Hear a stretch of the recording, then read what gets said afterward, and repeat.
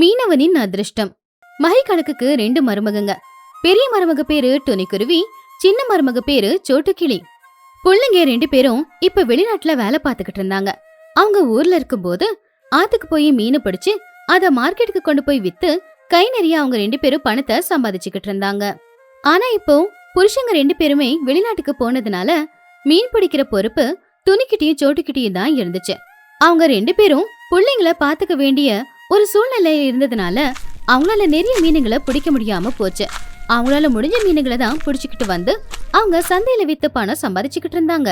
அதுக்கு அவங்க மாமியார் மஹிகழுகு தினமும் அவங்கள திட்டிக்கிட்டே தான் இருக்கும். ஏ துணி, லூசி, என்னது இது? இவ்ளோ குறைச்சலாம் மீனை கொண்டு வந்திருக்கீங்க. உங்க புருஷனுங்க மீன் பிடிக்க போகும்போது எவ்வளோ மீன் கொண்டு வருவாங்க. நீங்க என்ன கொஞ்சோண்டு மீன் கொண்டு வந்திருக்கீங்க? உண்மையிலேயே நீங்க மீன் பிடிக்க போறீங்களா, ஆத்தங்கரையில உக்காந்துக்கிட்டு பேச போறீங்களா? இந்த மீனை வச்சுக்கிட்டு நான் எப்படி வியாபாரம் பண்றது? இது வியாபாரத்துக்கு பத்துமா? அத்தை, நாங்க வேணும்னு எதுவுமே செய்யல அத்தை. வீட்டு வேலை எல்லாம் முடிச்சிட்டு குழந்தைங்களுக்கெல்லாம் சாப்பாடெல்லாம் ஊட்டி விட்டுட்டு போகும்போது இவ்வளோ லேட் ஆயிடுது அத்தை. நேரம் கழிச்சு போறனால வெயிலும் அதிகமாயிடுது. அந்த வெயில்ல எங்களுக்கும் வேலை செய்ய முடியல. வெயில் அதிகமா இருக்கிறதுனால மீனுங்களும் தண்ணிக்குள்ள போயிடுது. அதனாலதான் மீன் குறைச்சலா கிடைக்குது. ஆமாங்கத்த, அக்கா சொல்றது உண்மைதான். வீட்டு வேலை எல்லாம் முடிச்சு குழந்தைங்களை ரெடி பண்ணி அவங்களுக்கு சாப்பாடு எல்லாம் ஊட்டி விட்டுட்டு நாங்க மீன் பிடிக்க போகங்கட்டியும் எங்களுக்கும் ரொம்ப டயர்ட் ஆயிடுது. அந்த டயர்ட்லயும் எங்களுக்கு மீன் பிடிக்க முடியல. வலை போட்டு அந்த வலையை இழுக்க கூட எங்க உடம்புல தெம்பே இல்லத்த. அதனாலதான் மீன் பிடிக்க முடியல. ஓ அப்படியா? ஏன் நாங்க மீன் பிடிக்க போனது இல்லையா? பசங்களை வளர்த்தது இல்லையா? வேலைக்கு தான் போனது இல்லையா? சோம்பேறிங்க மாதிரி நீங்க 2 பேரும் எந்திரிக்கிறதே ரொம்ப லேட்டு. எந்திரிச்சு வீட்டு வேலை செஞ்சு பசங்களை பாத்துக்கிட்டு நீங்க போகும்போது லேட் ஆயிடுது. அதனால தானே உங்களால மீனை சீக்கிரமா புடிச்சுக்கிட்டு நிறைய மீனை கொண்டு வர முடியல. வேலை செய்ய முடியலனாலும் சாக்கு போக்கு சொல்றீங்களா? அப்படி மஹிகழுகு கோவமா அவங்கள திட்டிட்டு அங்கிருந்து போயிடுச்சு. துணியும் சோட்டும் 2 பேரும் ரொம்பவே கவலைப்பட்டாங்க.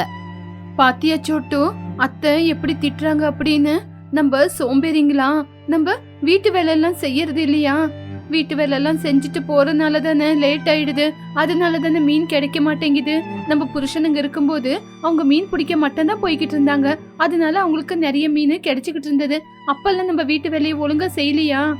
ஆமா துணி அக்கா, நம்ம காலையில எந்திரிச்சதுல இருந்து நைட்டு தூங்குற வரைக்கும் எல்லா வேலையும் செஞ்சு டயர்ட் ஆயிடுறோம். ஆனா நம்மளுக்கு மீன் பிடிக்கிறதுல பெருசா அனுபவம் இல்ல. அந்த விஷயம் அத்தைக்கு தெரியாதா என்ன? நம்ம அத்தைக்கு எப்பவுமே மீனு தான் தேவை. நம்ம எவ்வளவு கஷ்டப்பட்டாலும் அவங்களுக்கு என்ன, அவங்களுக்கு தேவை மீனு தானே. ஆமா சொட்டு, நம்ம புருஷங்க இருக்கும்போது எவ்வளவு நிறைய மீனை பிடிச்சு கொண்டு வருவாங்க. ஆனா நம்மளுக்கு உடம்புல அவ்வளவு தெம்பில்லையே. சில டைம்ல வலை போட்டு மீனை இழுக்க போகும்போது வலை கல்லுல மாட்டிக்கிட்டு இழுக்கிறதுக்கு கூட ரொம்ப கஷ்டமா இருக்கு. ஆமாக்கா, என்ன பண்றது? இந்த விஷயத்த நம்ம புருஷங்கிட்ட சொல்லவும் முடியல, சொல்லாமையும் இருக்க முடியல. நம்ம பசங்க வளர்ந்து பெரியவங்கள ஆகுற வரைக்கும் இந்த கஷ்டத்துல இருந்து மீண்டு வர்றதுக்கு நம்மளால முடியாது அக்கா. இப்படியே நாட்களும் போய்கிட்டு இருந்துச்சு. புச்சி பன்னு 2 பேருமே இப்ப சின்ன பசங்க இல்ல, வளர்ந்து பெரியவங்களாயிட்டாங்க. தினமும் அவங்க அம்மாங்க படுற கஷ்டத்தை பார்த்து வளர்ந்த அவங்க எப்பவுமே ரொம்பவே கவலையா இருப்பாங்க. ஒரு நாள் அவங்க 2 பேருமே அவங்க அம்மாக்கள் கிட்ட போய், அம்மா, நீங்க காலையில சீக்கிரமா எந்திரிச்சு வீட்டு வேலை எல்லாம் முடிச்சிட்டு அதுக்கப்புறம் மீன் பிடிக்க போறீங்க. உங்களை பார்க்கும்போது எங்களுக்கு கஷ்டமா இருக்கு. பாவம், நீங்க எத்தனை வேலை செய்றீங்க. இதனால நீங்க ரொம்ப கஷ்டப்படுறீங்க. இதுக்கப்புறம் நீங்க கஷ்டப்படக்கூடாதுமா. அம்மா, நாளையில இருந்து நீங்க மீன் பிடிக்க போகும்போது எங்களையும் உங்க கூடிய மீன் பிடிக்க கூட்டிட்டு போங்கம்மா.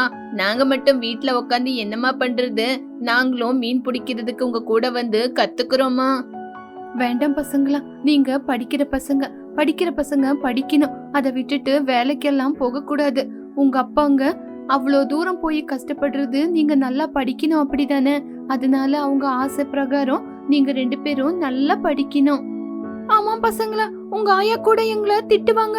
படிக்கிற பசங்களை படிக்க விடாம வேலைக்கு கூட்டிட்டு போறீங்களான்னு. நீங்க படிக்கிற பசங்க, அது இல்லாம சின்ன பசங்க, உங்ககிட்ட வேலை வாங்குறது தப்பு. நீங்க நல்லா படிங்க. அம்மா, நீங்க 2 பேரும் தனியா மீன் பிடிக்க போய் கஷ்டப்படுறீங்க. நாங்க 2 பேரும் உங்க கூட இருந்தா உங்களுக்கு கொஞ்சம் உதவியா இருக்கும்ல. பாட்டி எப்ப பார்த்தாலும் உங்களை திட்டிக்கிட்டே இருக்காங்க. அது எங்களுக்கு பிடிக்கல. நாங்களும் உங்க கூட இருந்தா பாட்டி உங்களை திட்ட மாட்டாங்கல்ல? வேண்டாம் பசங்களா, நாங்க 2 பேரே போய் மீன் பிடிக்கிறோம். ஆறு எவ்வளவு ஆழமா இருக்குன்னு யாருக்கு தெரியும்? நீங்க 2 பேரும் மீன் பிடிக்க போய் ஏதாவது ஆபத்து வந்துருச்சுன்னா வேண்டாம் பசங்களா, நாங்களே போறோம். பசங்க 2 பேரும் எவ்வளவுதான் கெஞ்சி கேட்டாலும் சரி, அம்மாக்கள் மீன் பிடிக்க ஒத்துக்கவே இல்ல. இப்படியே நாட்களும் போச்சு. ஒரு நாள் என்ன ஆச்சுன்னு தெரியல. பாவம் துணிக்கு பயங்கரமான ஜுரம். அவளால எழுந்திருக்க கூட முடியல. அதே மாதிரி சோட்டுவுக்கு அதிகமா தலைவலியும் இருந்துச்சு. சோட்டு, எனக்கு இன்னைக்கு ரொம்ப ஜுரம் அடிக்குது. எந்திரிச்சு நிக்க கூட தெம்பு இல்ல. அப்படி இருக்கும்போது எப்படி போய் சோட்டு நம்ம மீன் பிடிக்கிறது? ஆமாக்கா, எனக்கும் காலையில இருந்து ரொம்ப தலைவலியா இருக்கு. தலையே வெடிக்கிற மாதிரி இருக்கு. கண்ணெல்லாம் மங்கலா இருக்குக்கா. எந்திரிச்சு நிக்க கூட கை கால்ல தெம்பே இல்ல. சரி சோட்டு, இன்னைக்கு நம்ம 2 பேரும் மீன் பிடிக்க போறது வேண்டாம். அத்தை கிட்ட சொல்லலாம், எங்க 2 பேருக்கும் உடம்புக்கு முடியல, நாங்க போக மாட்டோம்னு. பாக்கல, அவங்க நம்மள புரிஞ்சுக்குவாங்க. அவங்களும் மனுஷங்க தானே, நம்மள புரிஞ்சுக்காம போயிடுவாங்களா? அப்படி அவங்க 2 பேரும் பேசிக்கிட்டு இருக்கும் போது மகிக்கழுகு வேகமா வெளியில வந்துச்சு. அவங்க உடம்பு பத்தி கூட கவலைப்படாம அவங்க 2 பேர்கிட்டயும், என்ன சோட்டு, லூசி, இவ்வளவு நேரம் ஆனா கூட இன்னும் நீங்க மீன் பிடிக்க கிளம்பாம இருக்கீங்க. சீக்கிரமா கிளம்பி போங்க. அத்தை, இன்னைக்கு நானும் சோட்டும் மீன் பிடிக்க போல அத்தை. எனக்கு உடம்புக்கு ரொம்ப முடியல. ரொம்பவே ஜுரம் அடிக்குது. சோட்டுக்கும் ரொம்ப தலைவலி. அதனால இன்னைக்கு நாங்க போல அத்தை. அதெல்லாம் எனக்கு தெரியாது. ஊர்ல இருந்து நம்ம சொந்தக்காரங்க எல்லாம் வீட்டுக்கு வராங்க. அவங்க வீட்டுக்கு வரும்போது வீட்டுல அவங்களுக்கு தடபுடலாம் சமைச்சு கொடுக்கணும்ல. நம்ம மீன் பிடிக்கிறவங்க. அப்படி இருக்கும்போது நம்ம வீட்டுல மீன் இல்லைன்னா நல்லா இருக்குமா? அத்தை, எங்களுக்கு உடம்பு சரியில்லை அத்தை. அதனாலதான் நாங்க 2 பேரும் மீன் பிடிக்க போல. நம்மளுக்கு மீன் வேணும்னா யாராவது மீன் விக்கிறவங்க கிட்ட இன்னைக்கு மீனை வாங்கிக்கிட்டா சரியா போயிடும் அத்தை. என்னது, மீன் பிடிக்கிறவங்க கிட்ட வாங்கிக்கணுமா? இந்த வார்த்தையை சொல்ல உங்களுக்கு வெக்கமா இல்ல? நம்ம மீன் பிடிக்கிறவங்க. அப்படி இருக்கும்போது நம்ம போய் மீனை மத்தவங்க கிட்ட இருந்து வாங்குறதா? நீங்க 2 பேரும் மீன் பிடிச்சுக்கிட்டு வாங்க. மீன் குழம்புக்கு தேவையான எல்லா மசாலாவையும் நான் ரெடி பண்ணி வச்சிருக்கேன் அப்படின்னு சொல்லி மகிக்கழுகு கோவமா அங்கிருந்து போயிடுச்சு. பாவம் துணி சோட்டு 2 பேரும் வருத்தத்துல இருந்தாங்க. அவங்களுக்கு என்ன பண்றது அப்படின்னே புரியல. சோட்டு, இப்ப என்ன பண்றது? அத்தை எப்படி பேசுறாங்கன்னு பாத்தியா? நம்மளுக்கு உடம்புக்கு முடியலனாலும் அவங்களுக்கு எந்த பிரச்சனையும் இல்ல. நம்ம உயிரோட இருக்குமா செத்துமான்னு கூட அவங்களுக்கு தேவையில்ல. அக்கா, இப்ப அதெல்லாம் வேண்டாம்க்கா. அத்தை பத்தி நம்மளுக்கு தெரிஞ்ச விஷயம் தானே. நம்ம மீன் பிடிக்க போலனா வந்த சொந்தக்கார முன்னாடி நம்மள திட்டி மரியாதை எடுத்துருவாங்க. ஆமா சோட்டு, நீ சொல்றது கூட சரிதான். சரி, நம்ம உயிரை கையில பிடிச்சுக்கிட்டு எப்படியாவது கஷ்டப்பட்டு அத்தை சொன்ன மாதிரி நம்ம மீன் பிடிக்க போலாம் வா. அவங்க 2 பேருமே அப்படியே பேசிக்கிட்டு இருக்கிறத புஜ்ஜி பண்ணு 2 பேருமே கேட்டுக்கிட்டு இருந்தாங்க. அம்மாக்கள் படுற கஷ்டத்தை பார்த்து அவங்க ரொம்ப கவலைப்பட்டாங்க. உடனே அவங்க 2 பேரும் வெளியில போய், அம்மா, நீங்க கவலைப்படாதீங்க. உங்களுக்கு தான் உடம்புக்கு முடியலல்ல. நாங்க இன்னைக்கு மீன் பிடிக்க போறோம். நீங்க எங்களை நினைச்சு கவலைப்படாதீங்க, பயப்படாதீங்க. எங்க மேல நம்பிக்கை வச்சு அனுப்பி கொடுங்க. வேண்டாம் பசங்களா, உங்களுக்கு மீன் பிடிக்கிற அளவுக்கு தெம்பு இல்ல. ஆறு வேற ரொம்ப ஆழமா இருக்கு. உங்களுக்கு ஏதாவது பிரச்சனை வந்துருச்சுன்னு பயமா இருக்கு. அம்மா, எங்களுக்கும் மீன் பிடிக்க தெரியுமா? நீங்க மீன் பிடிக்க போகும்போது உங்க கூட நாங்க எத்தனையோ தடவை வந்திருக்கோம். அது மட்டும் இல்லம்மா, உங்களுக்கு தெரியாம நிறைய தடவை எங்க ஃப்ரெண்ட்ஸ் கூட போய் மீன் பிடிச்சிருக்கோம். அத்தை முதல்லயே சொல்லிட்டாங்க, பெரிய பெரிய மீன் பிடிச்சுக்கிட்டு வாங்கன்னு. பெரிய பெரிய மீனை பிடிக்க போனா உங்களுக்கு அந்த அளவுக்கு பலம் வேணுமே. அம்மா, நீங்க கவலைப்படாதீங்க. நாங்க மீன் பிடிச்சிட்டு வரோம். வீட்டுக்கு வந்த சொந்தக்கார முன்னாடி பாட்டி உங்களை திட்டுனா அதை எங்களால பாத்துக்கிட்டு சும்மா இருக்க முடியாது. எங்க மேல நம்பிக்கை வச்சு எங்களை மீன் பிடிக்க அனுப்புங்கம்மா. ஆமாமா, நீங்க கவலைப்படாதீங்க. நாங்க 2 பேரும் போய் மீன் பிடிச்சுக்கிட்டு வரோம். உங்களுக்கு தான் உடம்புக்கு முடியல. நாங்க வர வரைக்கும் நீங்க ரெஸ்ட் பண்ணுங்க. பசங்க 2 பேரும் அடம் பிடிச்சதுனால இப்போ துணிக்கும் சோட்டுவுக்கும் வேற வழி இல்லைங்கிறதுனால அவங்க சரின்னு ஒத்துக்கிட்டாங்க. பசங்களும் மீன் பிடிக்கிறதுக்காக கிளம்புனாங்க. பண்ணா, இன்னைக்கு நம்ம அம்மாங்களுக்கு நம்ம தான் உதவி செய்யணும். ஒவ்வொரு நாளும் நம்ம பாத்துக்கிட்டு தானே இருக்கோம். அவங்க பாட்டிக்கிட்ட மாட்டிக்கிட்டு இவ்வளவு கஷ்டப்பட்டுக்கிட்டு இருக்காங்க அப்படின்னு. ஆமா புஜ்ஜி, இன்னைக்காவது நம்ம அம்மாங்க கொஞ்ச நேரம் ஓய்வு எடுத்துக்கிட்டோம். நம்ம சீக்கிரமா போய் பெரிய பெரிய மீன் பிடிச்சுக்கிட்டு கொண்டு வரலாம். அப்பதான் பாட்டி அம்மாவை திட்டமாட்டாங்க. ஆமா, நம்ம ஆழமா இருக்கிற இடத்துல வலை வீசலாம். பாட்டி சொன்ன மாதிரி அங்கதானே பெரிய பெரிய மீன் எல்லாம் கிடைக்கும். 2 பேரும் ஒன்னா சேர்ந்து வலைய போட்டாங்க. கொஞ்ச நேரத்துல அந்த வலை கொஞ்சம் கொஞ்சமா உள்ள இழுக்க ஆரம்பிச்சுது. 2 பேரும் ஒருத்தங்களுக்கு ஒருத்தங்க சப்போர்ட் பண்ணி வலைய வெளியில எடுத்தப்போ அதுல நிறைய பெரிய பெரிய மீனுங்க மாட்டி இருந்துச்சு.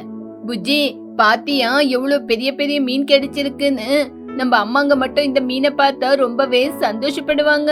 மண்டபனும் இவ்வளவு மீனை வலையில இருந்து இழுக்கும் போது எவ்வளவு கஷ்டமா இருக்குல்ல. அம்மா அவங்க மீன் பிடிக்கிறது மீனை இழுக்கிறது கஷ்டம்னு சொல்லுவாங்க. இப்பதான் புரியுது. மீனுங்களை பிடிச்சு இழுக்கிறது ரொம்ப கஷ்டம். மீன் ரொம்பவே கனமா இருக்கு. பசங்க 2 பேரும் மாத்தி மாத்தி வலைய போட்டு நிறைய மீனுங்களை பிடிச்சு அவங்க கொண்டு வந்திருந்த கூடையில மீனுங்களை நிரப்பிக்கிட்டு இருந்தாங்க. வீட்ல சோட்டு டோனி 2 பேருமே மீன் பிடிக்க போன பசங்க இன்னும் வரலையே அப்படின்னு கவலையோட இருக்கும்போது சரியா அன்னைக்கு ராத்திரி நேரம் புஜ்ஜியும் பன்னுவும் அவங்க பிடிச்ச மீனுங்களை எடுத்துக்கிட்டு சந்தோஷமா வீட்டுக்கு வந்தாங்க. அம்மாக்களும் சந்தோஷப்பட்டாங்க. அம்மா பாத்தீங்களா எவ்வளவு மீனை பிடிச்சிட்டு வந்திருக்கோன்னு? நம்ம சொந்தக்காருக்கு தேவையான அளவுக்கு நிறைய மீனை கொண்டு வந்திருக்கோம். அம்மா பாத்தீங்களா எவ்வளவு மீன் கிடைச்சிருக்குன்னு? பாட்டி இந்த மீனை பார்த்து என்ன சொல்றாங்கன்னு இன்னைக்கு நாங்களும் பார்க்க தான் போறோம். எங்களுக்கு ரொம்ப சந்தோஷமா இருக்கு. துணி சந்தோஷத்துல அழுதுகிட்டே, பசங்களா நீங்க இவ்வளவு மீன் பிடிச்சுக்கிட்டு வந்திருக்கீங்களா? இத பாக்கும்போது ரொம்ப சந்தோஷமா இருக்கு. ஒரு நாள் கூட நாங்க இவ்வளவு மீனை பிடிச்சுக்கிட்டு வரல. பசங்களா எங்க உயிரையே எங்களுக்கு திருப்பி கொடுத்திருக்கீங்க. உங்களுக்கு தண்ணில எந்த பிரச்சனையும் இல்ல தானே? பத்திரமா தானே வந்தீங்க? இல்லம்மா எங்களுக்கும் ரொம்ப சந்தோஷமா இருக்குமா. நீங்க சந்தோஷமா இருக்கீங்கல்ல, உங்களை பார்க்கும்போது இன்னும் சந்தோஷமா இருக்கு. நம்ம சொந்தக்காரங்க முன்னாடி உங்களுக்கு மரியாதை போக கூடாது. உங்களால நாங்க பெரிய கண்டத்துல இருந்து இன்னைக்கு தப்பிச்சிருக்கோம். நீங்க மட்டும் மீனை கொண்டு வரலனா உங்க பாட்டி எங்க 2 பேரும் சும்மா விட்டுருப்பாங்களா?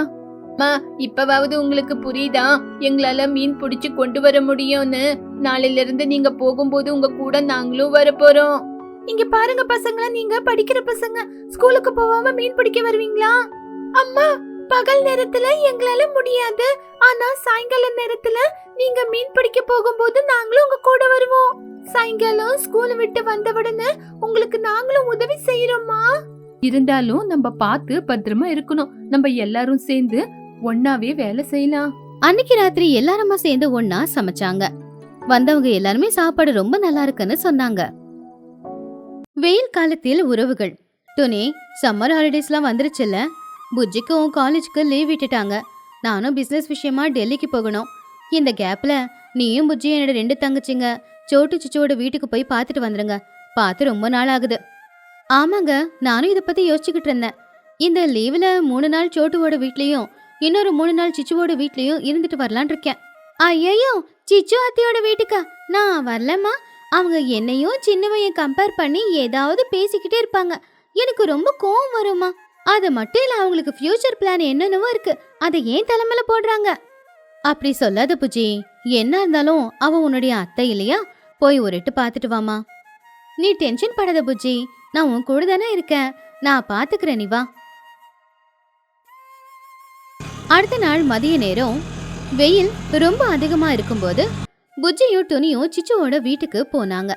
அவங்க 2 பேரும் வர விஷயம் ஏற்கனவே தெரிஞ்சதுனால வீடெல்லாம் அலங்காரம் பண்ணி வீட்டை சுத்தி 4 ஏசியையும் ஆன் பண்ணி பர்ஃப்யூம் அடிச்சு ரெடியா வச்சிருந்தா சிச்சு.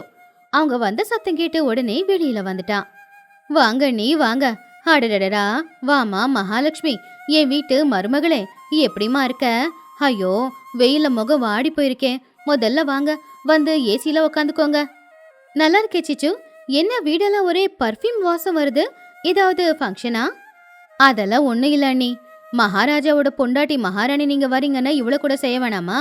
சின்னோ சின்னோ, புஜ்ஜி வந்திருக்காடா, அந்த ஸ்பெஷல் ஜூஸ் கொண்டு வா. சின்னோ 2 கண்ணாடி கிளாஸ்ல கலர்ஃபுல்லான கூல்ட்ரிங்க்ஸ் எடுத்துட்டு வந்து கொடுத்தான். ஹாய் அத்தை. ஹாய் புஜ்ஜி, இந்த கூல்ட்ரிங்க்ஸை நான் துபாயில இருந்து கொண்டு வந்தது, குடிங்க. துபாயில இருந்தா? ஆனா பாட்டில்ல மேட் இன் வண்ணாரப்பேட்டைன்னு எழுதி வச்சிருக்கு. அதை பார்த்து சிச்சு காக்கா, ஐயோ எப்பவுமே புஜ்ஜிக்கு கிண்டல் தான். அண்ணி, உங்களுக்காக 2 பட்டு புடவை ஆர்டர் பண்ணிருக்கேன். இந்த வெயில் காலத்துல நீங்க என்னோட வீட்டில தான் இருக்கணும். ஏசியை உங்களுக்காக 16ல வச்சிருக்கேன். சிச்சு, ஏசியை கொஞ்சம் கம்மி பண்ணு, எனக்கு குளிருது. ஏன் வெளியாட்கள் மாதிரி எங்களை ட்ரீட் பண்ற? நானும் இந்த வீட்டை சேர்ந்த பொண்ணு தானே. அது என்ன அண்ணி, 1000 கோடி சொத்துக்கு சொந்தக்காரி நீங்க, உங்களை நான் நல்லா பாத்துக்க கூடாதா? சிச்சு காக்கா புஜ்ஜி பக்கத்துல வந்து உக்காந்துக்கிட்டு, என்னம்மா புஜ்ஜி, காலேஜ் முடிஞ்சு போச்சுல, அடுத்த பிளான் என்ன? எங்க சின்ன இப்பதான் காலேஜ் முடிச்சு ஒரு சாஃப்ட்வேர் கம்பெனியில ஆன்லைன் இன்டர்வியூ அட்டென்ட் பண்ணிருக்கான். 1 லட்ச ரூபாய் சம்பளமா. இனி அவனுக்கு பொண்ணு தேடுறதுதான் கஷ்டம். அப்படியா ஆண்டி? அந்த ஆன்லைன் இன்டர்வியூல பின்னாடி ஒருத்தரை உட்கார வச்சுட்டு அவர் பேச பேச இவன் லிப்சிங் பண்ணானே, அந்த இன்டர்வியூவா? நேத்தே எனக்கு பன்னு கால் பண்ணி இந்த விஷயத்த சொன்னான். சிச்சு சின்னுவோட முகம் வாடி போச்சு. அந்த பன்னுவுக்கு வேற வேலை இல்ல, எப்ப பார்த்தாலும் ஏதாவது ஒன்று சொல்லிக்கிட்டே இருப்பான். ஏழைங்களுக்கு பேச்சு தவிர வேற என்ன இருக்கும்? ஆனா நாம அப்படி இல்லைல்ல. சரி சரி அண்ணி, எழுந்துறீங்க, சாப்பிடலாம். நான் சைனீஸு இட்டாலியனு எல்லாமே சமைச்சு வச்சிருக்கேன், உங்களுக்காக தான். வந்து சாப்பிடுங்க. சிச்சு, இந்த வெயில எதுக்காக இவ்வளோலாம் சமைச்ச? இது ஜீரணமாகுமா? சின்னதா கொஞ்சம் பருப்பு சாதம் இருந்தா போதும். என்னது பருப்பு சாதமா? அது ஏழைங்க சாப்பிடுற ஃபுட்டு. நீங்க ரிச்சு. என் மருமக எப்பவுமே ரிச்சான ஃபுட்டை தான் சாப்பிடணும். வாங்க வந்து உட்காருங்க. 3 நாள் சிச்சு காக்காவோட வீட்டுல துணி புஜ்ஜி 2 பேரும் நரகத்தை பார்த்தாங்க. தேவையே இல்லாம நிறைய ஃபுட்டை வலுக்கட்டாயமா சாப்பிட சொல்றது, அது இது அப்படின்னு பொருள் வாங்கி தர்றது, புஜ்ஜியையும் சின்னுவையும் கோத்து விட ட்ரை பண்றது. இதுல அவருடைய பாசம் எதுவும் தெரியல. அவங்க அண்ணன் சொத்து மேல இருக்கிற ஆசை மட்டும் தான் தெளிவா தெரிஞ்சுது. 3 நாளுக்கு அப்புறமா துணியும் புஜ்ஜியும் சின்ன நாத்தனாரான சோட்டு கிளியோட வீட்டுக்கு வந்தாங்க. சோட்டுவோட வீடு சின்னதா இருந்தாலும் ரொம்ப சுத்தமா மரங்களுக்கு நடுவுல இருந்துச்சு. சோட்டு வாசல்ல கோலம் போட்டுக்கிட்டு இருக்கும்போது துணி புஜ்ஜி வந்ததை பார்த்து அவ ரொம்பவும் சந்தோஷப்பட்டா. அண்ணி, புஜ்ஜி, வாங்க வாங்க. ரொம்ப சந்தோஷமா இருக்கு உங்களை பார்த்ததுல. ரொம்ப நாளா உங்களை எதிர்பார்த்துக்கிட்டு இருக்கேன். நல்லா இருக்கே சோட்டு, வெயிலா இருக்கு, கொஞ்சம் உள்ள போலாமா? எல்லாரும் உள்ள போனாங்க. அங்க ஏசி இல்ல, பழைய ஃபேன் மட்டும் தான் ஓடிக்கிட்டு இருந்துச்சு. ஆனா வீட்டுல அனல் இல்ல, ரொம்ப குளிர்ச்சியா தான் இருந்துச்சு. அப்பதான் பன்னு வெளியில வந்தான். ஹாய் அத்தை. ஹாய் புஜ்ஜி. என்ன சிச்சு பெரியம்மா வீட்ல இருந்து தப்பிச்சு ஓடி வந்துட்டீங்களா? வாங்க வாங்க, வந்து உக்காருங்க. ஐயோ, பன்னுவோட வீட்டுக்கு வந்ததுக்கு அப்புறம் தான் ஃப்ரீயா மூச்சு விடவே முடியுது. அம்மா, இங்க காத்து கூட நல்லா சுத்தமா இருக்கு. பன்னு, அத்தை வெயில வந்திருக்காங்க, போய் இளநியும் அப்படியே பானை தண்ணியும் கொண்டு வா. பன்னு 2 பெரிய கிளாஸ்ல சில்லுன்னு இளநீ தண்ணிய கொண்டு வந்து கொடுத்தான். குடிங்க அத்தை, இப்பதான் தோட்டத்துல இருக்கிற தென்னை மரத்துல இருந்து வெட்டி எடுத்துட்டு வந்த இளநீ. இதுக்கு முன்னாடி எந்த கூல்ட்ரிங்க்ஸும் நிக்க முடியாது. துணி அந்த இளநியை குடிச்சு, ஆஹா, இப்பதாண்டா உண்மையிலேயே நிம்மதியா இருக்கு. சரி சோட்டோ, நாங்க வரோன்னு உனக்கு முன்னாடியே தெரியும்ல. நீ வீட்டுக்கு தேவையான எல்லாம் வாங்கிட்டு வந்து போட்டுட்டியா? கடன் வாங்கிட்டு வந்து போட்டியா என்ன? அப்போ சோட்டு நேர்மையா, எதுக்கா நீ அதெல்லாம்? நீங்க வெளியாள் இல்ல, என் குடும்பத்துல ஒருத்தங்க. நான் என்ன சமைக்கிறேனோ அதை கொடுக்க போறேன். எதுக்கு தேவையில்லாம கடன் வாங்கி ஆடம்பர செலவெல்லாம் பண்ணணும்? நீங்க வரீங்கன்னு சொன்ன உடனே நான் மாங்காய் ஊறுகாய் நேத்தே போட்டு வச்சுட்டேன். மதியத்துக்கு தயிர் சாதமும் மாங்காய் ஊறுகாவும். உங்களுக்கு அது பிடிக்குமே? அப்பாடா, தயிர் சாதம் மாங்காய் ஊறுகாவா? Aunty, I love you. 3 நாளா அந்த சிச்சு ஆண்டி இட்டாலியன் பாஸ்தா அது இதுன்னு போட்டு ஐயோ நாக்கெல்லாம் செத்து போச்சு. சரி சரி, போய் குளிச்சுட்டு வாங்க. அப்படி துணி பூச்சி 2 பேரும் சோட்டுவோட வீட்டுல சந்தோஷமா இருந்தாங்க. சோட்டு ஒரு தடவை கூட அவங்க அண்ணனோட சொத்தை பத்தி பேசல. பன்னுவும் அது இதுன்னு பில்டப் கொடுக்காம அழகா புஜ்ஜி கூட விளையாடிக்கிட்டு இருந்தான். புஜ்ஜியும் அவன் கூட சந்தோஷமா தான் இருந்தான். அவன் பெருசா சாஃப்ட்வேர் உத்தியோகத்துக்கு போலனாலும் சின்னதா ஒரு பிசினஸ் பண்ணிக்கிட்டு இருந்தான். இது எல்லாத்தையுமே துணி பாத்துக்கிட்டு தான் இருந்தா. டூர் முடிஞ்சதுக்கு அப்புறமா துணியும் புஜ்ஜியும் அவங்க வீட்டுக்கு வந்துட்டாங்க. ராஜுவும் பிசினஸ் ட்ரிப்பை முடிச்சிட்டு வந்துட்டான். அன்னைக்கு ராத்திரி நேரம் அவங்க 3 பேர் உட்காந்து பேசிக்கிட்டு இருந்தாங்க. துணி, ஏன் 2 தங்கச்சிங்க வீட்டுக்கும் போயிட்டு வந்திருக்கியே, எப்படி இருக்கு? என்னன்னு சொல்றீங்க? உங்க பெரிய தங்கச்சிக்கும் சின்ன தங்கச்சிக்கும் ஆகாசத்துக்கு பூமிக்கு இருக்கிற அளவுக்கு வித்தியாசம் இருக்கு. உங்க பெரிய தங்கச்சிக்கு உங்க மேல பாசம் இல்ல, உங்க சொத்து மேலதான் பாசம். புஜ்ஜிய அவங்க புள்ள சின்னுக்கு கட்டி வைக்கலாம் அப்படின்னு அவ யோசிச்சுக்கிட்டு இருக்கா. ஆனா அந்த பையனுக்கு பொறுப்பு இல்ல, எந்த ஒரு வேலையும் இல்ல, சரியான சோம்பேறியா இருக்கான். சரி, சோட்டு எப்படி பாத்துக்கிட்டா? சோட்டு கிட்ட பணம் இல்ல, ஆனா மனசு நிறைய அன்பு இருக்கு. அவன் நம்மள ஏடிஎம் மிஷினா பாக்கல, அவளுடைய உறவுகளா பாக்குறான். அவள மாதிரிதான் அவளுடைய புள்ள பன்னுவையும் அவ அழகா வளர்த்து வச்சிருக்கா. அந்த பையன் கிட்ட உழைப்பும் இருக்கு, நேர்மையும் இருக்கு. நான் ஒன்னு யோசிச்சிருக்கேங்க, புஜ்ஜியை என் பன்னுக்கு கொடுத்து கட்டி வைக்க கூடாது. நம்ம சொத்தையும் அவன் நல்லா பாத்துப்பான்னு தான் நான் நினைக்கிறேன். அப்போ புஜ்ஜி வெக்கப்பட்டு, அம்மா என்னம்மா இது? ராஜு ரொம்ப சந்தோஷமா, நீ என் மனசுல இருக்கிற விஷயத்த தான் சொல்லிருக்க. பன்னுக்கும் புஜ்ஜிக்கும் ஜோடி பொறுத்த நல்லா இருக்கும். நாளைக்கே சிச்சு சோட்டுவை வர சொல்லிட்டு இந்த விஷயத்த பத்தி அவங்க கிட்ட நான் பேசிடுறேன். அடுத்த நாள் சாயந்தர நேரம் ராஜுவோட பங்களா வீட்டுல தான் மீட்டிங். சிச்சு காக்கா, சின்னு காக்கா, சோட்டு கிளி, பன்னு கிளி எல்லாரும் வந்திருந்தாங்க. என்னன்னு திடீர்னு ஏதோ பேசணும்னு சொல்லி வர சொன்ன? சின்னோக்கும் புஜ்ஜிக்கும் முகூர்த்த நாளை பிக்ஸ் பண்ணிட்டியா என்ன? நான் ஏற்கனவே ஜோசியரை பார்த்துதான் வச்சிருக்கேன். அவசரப்படாத சிச்சோ, நானும் துணியும் சேர்ந்து ஒரு முடிவு எடுத்திருக்கோம். அதுல புஜ்ஜிக்கும் விருப்பம்தான். நாங்க பன்னுவுக்கு புஜ்ஜிய கொடுத்து கல்யாணம் பண்ணி வைக்கலான்னு தான் நினைச்சுக்கிட்டு இருக்கோம். அத கேட்டதும் சிச்சு சின்னு 2 பேருமே ரொம்ப கோவப்பட்டாங்க. பன்னு சோட்டு 2 பேருமே ரொம்பவும் ஆச்சரியப்பட்டாங்க. அப்போ சோட்டுக்கிளி கண்ணுல கண்ணீரோட, அண்ணா என்னண்ணா இது? உன்னோட அந்தஸ்து என்ன, ஏன் அந்தஸ்து என்ன? புஜ்ஜி எங்க வீட்ல வந்து எப்படி கஷ்டப்படுவா சொல்லு. எனக்கு ரொம்ப கஷ்டமா இருக்குண்ண. இன்னொரு பக்கம் சிச்சு காக்கா கோவப்பட்டு சேர்ல இருந்து எழுந்திருச்சு, அண்ணன் உனக்கு மூளை கெட்டு போச்சா? சோட்டுவோட ஸ்டேட்டஸ் என்ன, ஏன் ஸ்டேட்டஸ் என்ன? என் புள்ளையையும் பாரு, அவ புள்ளையையும் பாரு. அவன் தெருவுல பூச்செடி வித்துக்கிட்டு இருக்கான். அவன்லாம் மருமகனா? கொஞ்சமாவது அறிவு இருந்தா இப்படிப்பட்ட மாப்பிளைய செலக்ட் பண்ணுவியா? அவன் என்ன வேலை செய்யறான்னு நான் பாக்கல சிச்சோ, குணத்தை பார்த்த. அவன் குணம் நல்ல குணம். குணத்தை வச்சு என்ன பண்றது? என்ன துணி, என் வீட்ல 3 நாள் தங்குன, ஏசியில படுத்து தூங்குன, இட்டாலியன் ஃபுட்ட சாப்பிட்டுட்டு இப்ப வெறும் பருப்பு சாதத்தை கொடுத்த அந்த சோட்டு புள்ளைக்கு உன் பொண்ணை கொடுக்கறனா? நீ எவ்வளவு ஏமாத்துக்காரியில?